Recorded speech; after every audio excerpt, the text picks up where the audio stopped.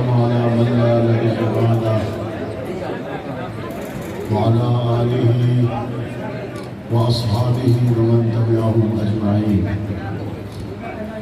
أما بعد فأعوذ بالله من الشيطان الرجيم. بسم الله الرحمن الرحيم.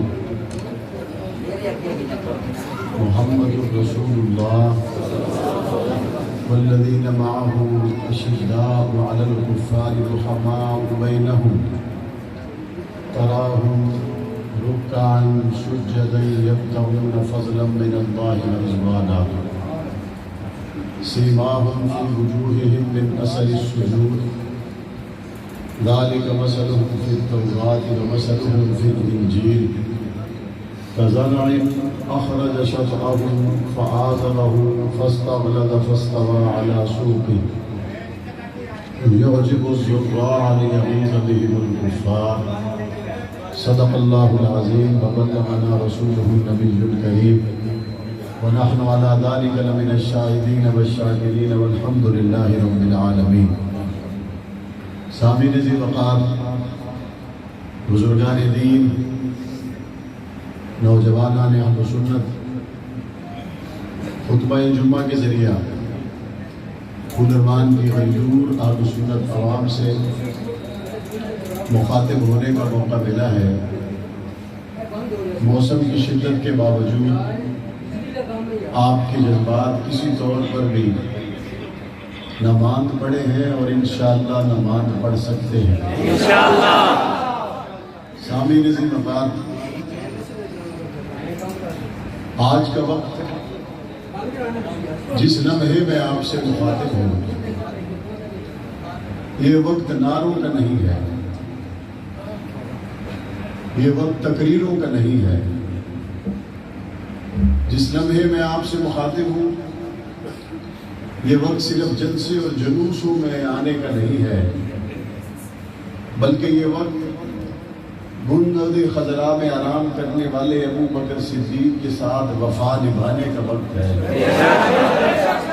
یہ فاروق اعظم کے ساتھ وفا کرنے کا وقت ہے. نبی علیہ السلام کے دوہرے داماد حضرت عثمان کے ساتھ عہد وفا کا دن ہے. حضرت علی شیر خدا کے ساتھ پیار اور محبت کے زبانی نعروں میں نہیں بلکہ اپنے عمل میں شیر خدا کے مزاج کو لانے کا وقت ہے. کہ وقت ایسا آن پڑا ہے کہ جس وقت میں اس ملک کے اندر وہ ابو بکر صدیق جس نے حضور کا ہاتھ اس وقت تھاما جب مکے میں نبی کا کلمہ پڑھنے والا کوئی نہیں تھا. وقت ایسا آن پہنچا ہے کہ وہ ابو بکر صدیق جس کے لیے پاک پیغمبر نے فرمایا، ابو بکر میں نے دنیا میں ہر ایک کے احسان کا بدلہ دیا، لیکن ابو بکر کے مجھ محمد پہ اتنے احسان ہیں کہ میں اس کا بدلہ نہیں دے سکتا. اللہ قیامت میں ابو بکر کو اس کے احسانوں کا بدلہ دے گا. وہ ابو بکر صدیق جس کی شان میں قرآن مجید کی 15 آیتیں نازل ہوئی، وہ ابو بکر صدیق جس کی صحابیت کا گواہ اللہ کے رسول کا فرمان یا کوئی صحابی نہیں بلکہ اللہ کا قرآن بنا. وہ ابو بکر جس کی 3 نسلوں کو صحابیت کا شرف حاصل ہوا. وہ ابو بکر صدیق جو آج بھی پیغمبر کے حجرے میں آرام فرما ہیں. اس ابو بکر صدیق رضی اللہ تعالی عنہ کے لیے اس ملک کے اندر محافل و مجالس میں سپیکر لگا کر اس ابو بکر صدیق کے لیے کافر اور فاجر کے الفاظ استعمال کیے جائیں. وہ ابو سفیان رضی اللہ تعالی عنہ جن کی بیٹی پیغمبر کا حرم، وہ ابو سفیان رضی اللہ تعالی عنہ کہ فتح مکہ کے موقع پر پاک پیغمبر نے فرمایا جو ابو سفیان کے گھر چلا جائے اس کو امان ہے. وہ ابو سفیان جس کے لیے پاک پیغمبر نے فرمایا کہ اس کے گھر کے قریب بھی چلا جائے تو اس کو بھی امان ہے. وہ ابو سفیان جس کا پہلا بیٹا شام کا گورنر بنا کے حضرت عمر نے بھیجا تو انتقال کے بعد حضرت معاویہ کو گورنر بنا کے بھیجنے لگے تو ابو سفیان کی زبان پر جملہ یہ تھا عمر یہ طریقہ مناسب نہیں کہ ایک بھائی کے بعد دوسرے بھائی کو بھیجو، یہ تو اقربا پروری ہے۔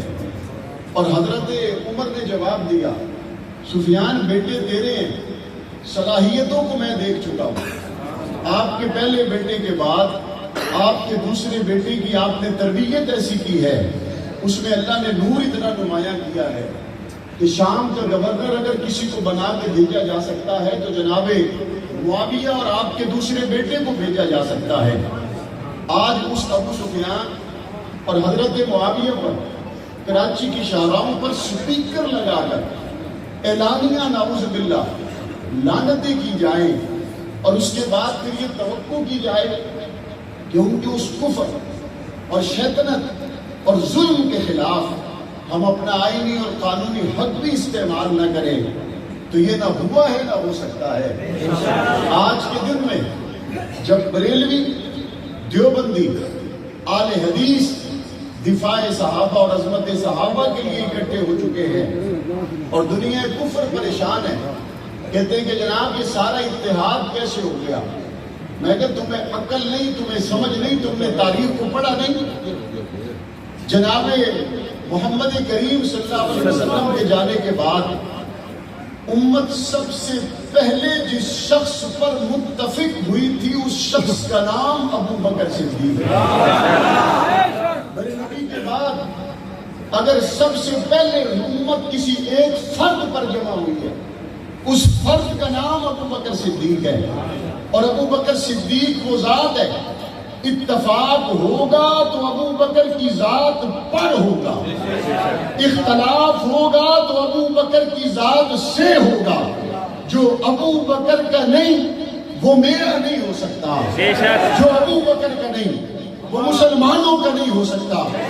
کہنے والے کہتے ہیں جناب آپ کا کوئی ذاتی جھگڑا، کوئی ذاتی اختلاف، کوئی ذاتی رنجش، میں نے کہا ذاتی جھگڑا ہے ہی کوئی نہیں، یہ ابو بکر کو امام مانے، ہم ان کو امام ماننے کے لیے تیار ہیں، یا فاروق اعظم کو امام مانے، ہم امام ماننے کے لیے تیار ہیں، جناب عثمان کو امام مانے، ہم امام ماننے کے لیے تیار ہیں، حضرت عائشہ کی عزت کریں، ہم ماننے کے لیے تیار ہیں۔ ایک طبقہ کہتے ہیں جناب میں تو عائشہ کو نہیں مانتا، میں تو ابو بکر کو نہیں مانتا، میں تو عمر کو نہیں مانتا۔ ہم نے کہا کوئی پابندی نہیں، ابو بکر کو عیسائی بھی نہیں مانتا، کوئی پابندی نہیں، ابو بکر کو یہودی بھی نہیں مانتا، کوئی پابندی نہیں، ابو بکر کو عیسائی اور یہودی اور ہندو اور سکھ بھی نہیں مانتا، نہ مانو کوئی بات نہیں، لیکن بکواس کرنے کی اجازت نہیں دی جا سکتی، بھونکنے کی اجازت نہیں دی جا سکتی۔ نہیں مانتے نہ مانو، لیکن ابو بکر پر بکواس کرو گے زبان پھینکی جائے گی، کتوں کے آگے ڈالی جائے گی۔ تیری جرت کو، تیری جرت کو، تیری جرت کو، تیری جرت کو، تیری جرت کو، انکار ہے، انکار ہے، تیری جرت کو۔ یہ قافلہ کس کا؟ یہ لشکر کس کا؟ یہ بیٹے کس کے؟ بھائی نعرے والے توجہ کرو، او بھائی نعرے والے توجہ کرو۔ آپ نے کافی نعرے لگا لیے، میں نے کہا اب نعروں کا وقت نہیں ہے، اب نعروں کا وقت نہیں ہے، بات کو سنیں اور سمجھیں۔ کہتے ہم حضرت عائشہ کو نہیں مانتے، ہم نے کب کسی کی کن پٹی پہ بندوق رکھی ہے کہ مانو؟ قرآن کہتے ہیں عائشہ صرف مومنوں کی ماں ہے، ہم نے کب گردن میں تلوار رکھی ہے کہ مانو؟ قرآن کہتا ہے نبی کی بیویاں صرف مومنوں کی مائیں ہیں، جو نہیں مانتا نہ مانے، بکواس نہ کرے، تعام نہ کرے، زبان درازی نہ کرے، وہ محمد کے صحابہ جو پاک پیغمبر کے اشاروں پر جانیں لٹا گئے، مال لٹا گئے، گھر بار لٹا گئے، بیوی اور بچے لٹا گئے۔ اے اصحاب محمد آپ سے وعدہ ہے جب تک جیئیں گے آپ کی غلامی میں جیئیں گے، موت آئے گی تو آپ کی غلامی میں آئے گی۔ اس لیے ہمارا کسی سے مطالبہ نہیں کہ مانو، ہمارا ایک مطالبہ ضرور ہے، بکواس کرنے کی اجازت دی جا سکتی ہے، بھونکنے کی اجازت دی جا سکتی ہے؟ زبان درازی کی اجازت دی جا سکتی ہے؟ دی جا سکتی ہے؟ بنیاد اسلام بل پنجاب اسمبلی میں اسی لیے آیا کہ ملک کے اندر احترام کا ماحول پیدا ہو اور گستاخیوں کی روک ہو. بے شک. اور اس میں کیا تھا؟ اس میں یہ تھا کہ جہاں پہ آخری نبی محمد کریم صلی اللہ علیہ وسلم کا نام مبارک لکھا جائے گا تو آخر میں خاتم النبیین لکھنا ضروری. ٹھیک بات ہے؟ بے شک. آخر میں خاتم النبیین لکھنا ضروری. جہاں پہ حضور کی ازواج کا نام آئے تو شروع میں ام المومنین لکھنا ضروری. ام المومنین لکھنا ضروری. اور آخر میں رضی اللہ تعالی عنہا لکھنا ضروری. جہاں پہ حضور کے خلفاء کے نام آئے تو شروع میں حضرت ابو بکر عمر عثمان و علی حضرت حسن کا نام نامی اس میں گرامی آئے تو شروع میں خلیفہ راشد لکھنا ضروری اور آخر میں رضی اللہ تعالی عنہ لکھنا ضروری. ایک طبقہ کہتا ہے ہم رضی اللہ نہیں مانتے، ہم رضی اللہ نہیں مانتے. رضی اللہ کا فیصلہ کلام اللہ کرے گا یا لعنت اللہ کرے گا؟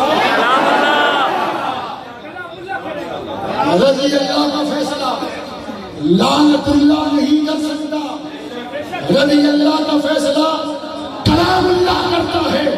تیرے باپ دادا کے آنے سے پہلے رب کے قرآن نے ان کو رضی اللہ کہہ دیا. وہ امکان ہے کہ اللہ راضی ہوگا یا نہیں. اور قرآن پتہ کیا کہتا ہے؟ قرآن کہتا ہے وَيَسْتَبْشِرُونَ بِالَّذِينَ لَمْ يَلْحَقُوا بِهِمْ مِنْ خَلْفِهِمْ أَلَّا خَوْفٌ عَلَيْهِمْ وَلَا هُمْ يَحْزَنُونَ. امکانی بات نہیں. 1400 سال پہلے صحابہ بدر احد میں شہید ہوئے. اگلے دن قرآن کی آیت نے یہ نہیں کہا قیامت میں داخل ہوں گے، قرآن نے یہ کہا وہ داخل ہو چکے. ہو چکے یا نہیں؟ ہو چکے یا نہیں؟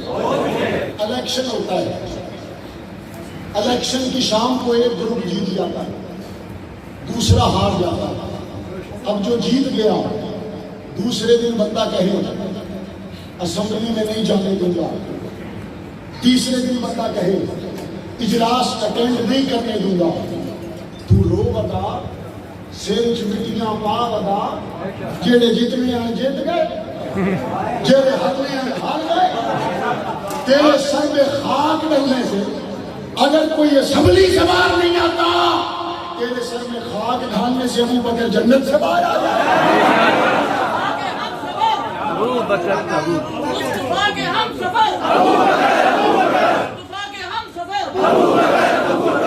گلا بھی وہ بندے کرے جنہوں نے دوئی باری پوچھو تے گھر روٹی کوئی نہ دے.